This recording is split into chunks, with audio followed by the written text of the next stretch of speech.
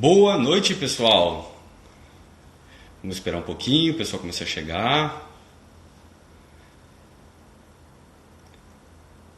Eu vou começando com os assuntos daqui a pouquinho mais. Estão me ouvindo bem?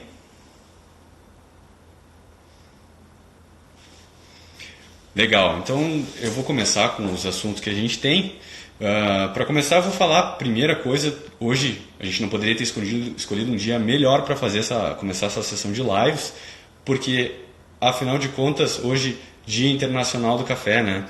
Um dia onde a gente promove a cultura do café e principalmente os cafés Fair Trade, que são aqueles cafés que são certificados e que são uma certificação que é para valorizar todos os elos da cadeia produtora, principalmente o produtor que está lá no campo e que durante muito tempo foi o elo mais fraco dessa corrente. Hoje isso vem mudando e a gente vai vendo essa história mudando de figura, o que é muito importante, porque agora, conforme a gente for seguindo, vocês vão entender que o produtor é uma peça-chave para que a gente tenha um café de qualidade.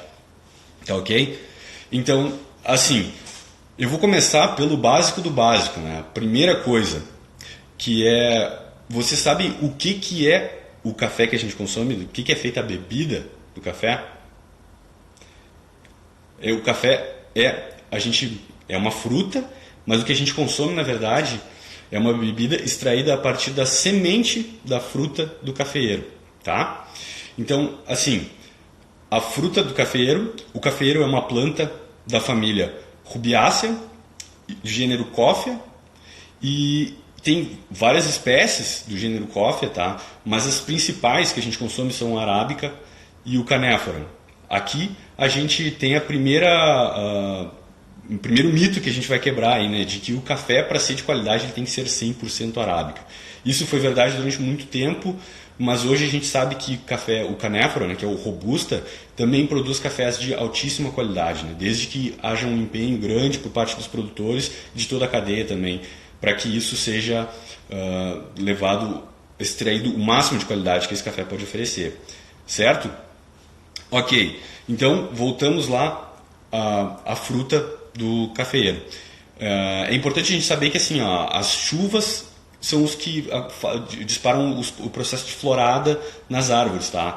E essa florada é o que dá origem às frutas. E essas frutas, elas vão atingindo a maturidade, vão ficando maduras em tempos diferentes, né?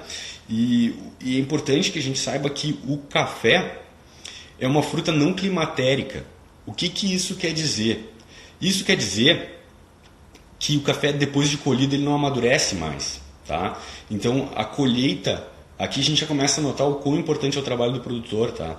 A colheita, ela precisa ser no grau de maturação correto. Claro que em pequenas propriedades, isso vai acontecer a colheita que a gente chama de colheita seletiva, né? O produtor e a família e às vezes algum trabalhador contratado vai passar na propriedade em pé por pé de café inúmeras vezes, cada vez colhendo aqueles grãos que vão amadurecendo, tá? Mas isso se torna completamente inviável numa grande propriedade. Então essa grande propriedade ele vai ter um maquinário que ela vai passar algumas vezes pelos pés e vai colher aqueles grãos que estão mais maduros e alguma coisa de cafés não maduros também vão ser colhidas. E então, a partir daí, é importante que a gente saiba que o que acontece, né? Tá, ok, o café foi colhido, a gente separou as frutas maduras e o próximo passo que a gente precisa é secar esse café. O café precisa chegar para a torrefação a uma umidade ali de aproximadamente 11,5%. Então, a fruta é colhida, ela pode ir para secagem de diversas formas diferentes, tá?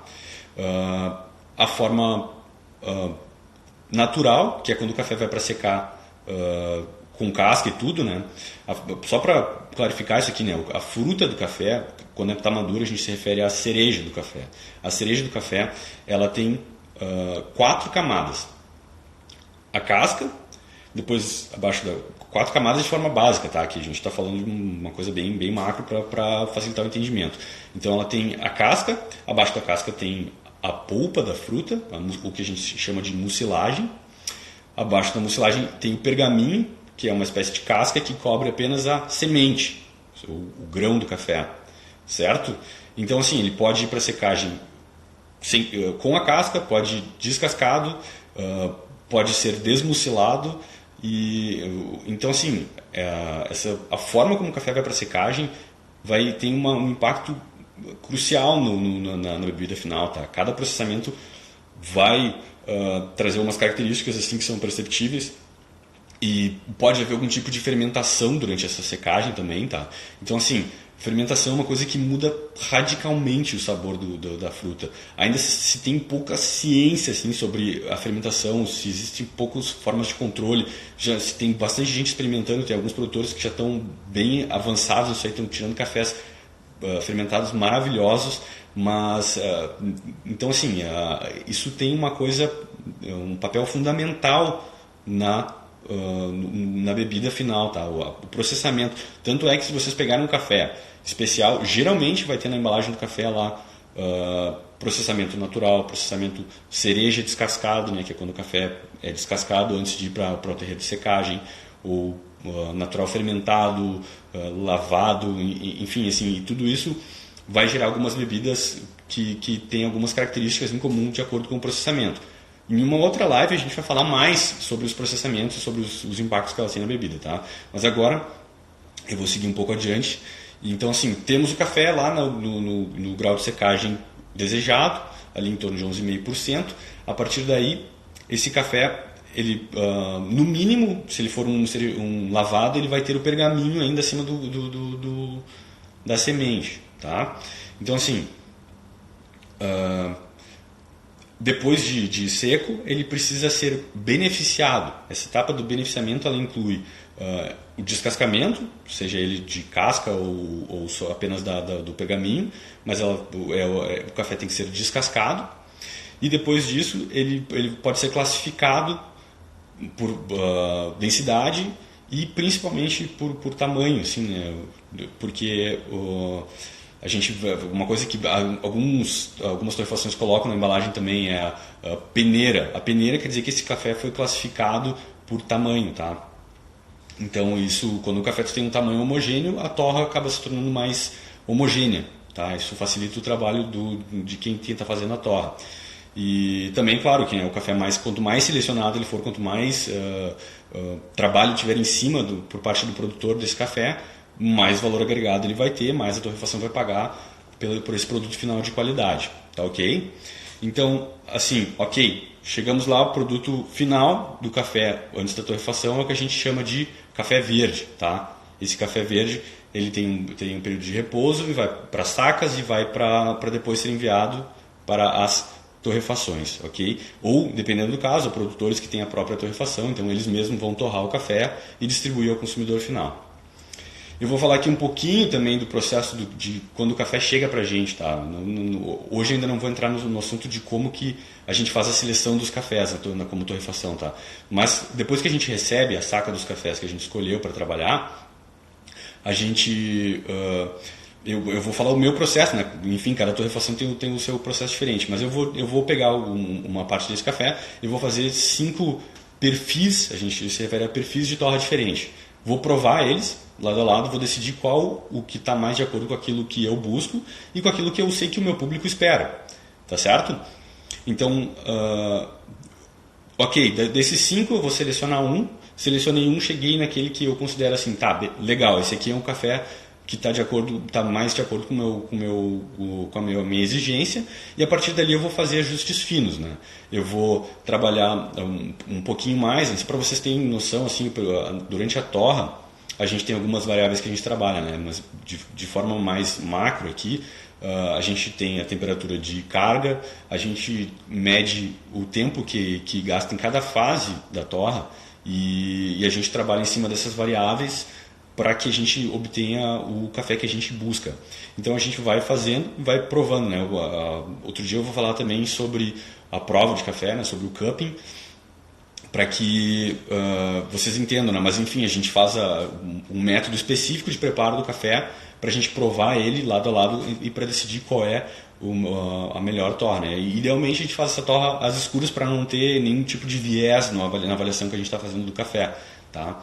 A gente segue um protocolo que foi desenvolvido pela SCA, que é a Associação de Cafés Especiais. E seguindo esse protocolo, a gente consegue chegar no nosso café mantendo sempre um rigor de processo na escolha, né? Para que a gente seja justo e faça uma avaliação sempre correta. Tá chegando uma pergunta aí da Daiane. Qual é o melhor tipo de grão e torra para expresso? Bom, enfim, o expresso, né, ele é um café que como ele tem uma extração bastante potente, assim, né, todas as características do café são muito perceptíveis, então assim, geralmente se trabalha numa torra um pouco mais escura para o expresso. Isso há escolas e escolas, tá? Então assim, eu estou falando, tem gente que acha que a torra tem que ser a mesma, que tem que ser uma torra ideal para todos os métodos e que tu vai adequar os métodos de acordo com aquela torra, porque aquilo ali é o melhor que o café tem a te oferecer. Há outras escolas que dizem que a torra tem que se adequar ao método onde o café vai ser preparado. Então, geralmente para o expresso se usa uma torra um pouco mais escura em função da acidez, porque a acidez no expresso ela pode ser dolorida, tá? Assim, pode realmente ser bastante alta essa acidez, então geralmente se trabalha numa torra um pouco mais escura para o expresso. E quanto ao tipo de grão, bom, aí varia muito, né? É muito comum se ver blends em expresso justamente pelo aquilo que eu falei antes, né? Como ele potencializa todas as características do café, geralmente se faz blends para balancear um café que tem mais corpo com um café que tem uma acidez um pouco mais alta, com outro que tem uma doçura bastante marcante, com alguma nota que tu queira. Então a gente mistura dentro de algumas determinadas proporções esses cafés para atingir a bebida que a gente considera ideal. O expresso é o método de preparo mais complexo que tem de café, tá? Então não é à toa que geralmente se atribui a figura do barista ao expresso, porque realmente é onde tem que ter uma dedicação maior, assim, desde a seleção dos grãos até realmente ao preparo e a extração dessa bebida, tá? Eu acho que por enquanto hoje eu vou encerrar por aqui. Eu vou abrir, vocês têm perguntas? Se tiverem perguntas e quiserem fazer depois também, eu vou abrir uma caixa de perguntas para vocês participarem, até para o pessoal que for assistir essa live depois ter a oportunidade de perguntar também. Tá certo? Então, acho que hoje é isso aí. Um feliz dia Internacional do Café para todo mundo. Eu que agradeço por vocês que estavam aí assistindo. E quinta que vem, agora, 20 horas, mesmo horário, estaremos aí de novo. Espero vocês, conto com a presença de vocês. E vamos elaborando as perguntas de vocês, que a gente eu vou trazer assunto e a gente vai discutindo aí e vamos aumentar nosso conhecimento para que a gente possa beber bebidas cada vez melhores aí, desse nosso amado cafezinho, tá bom? Um abraço a todos, uma boa noite e até a próxima.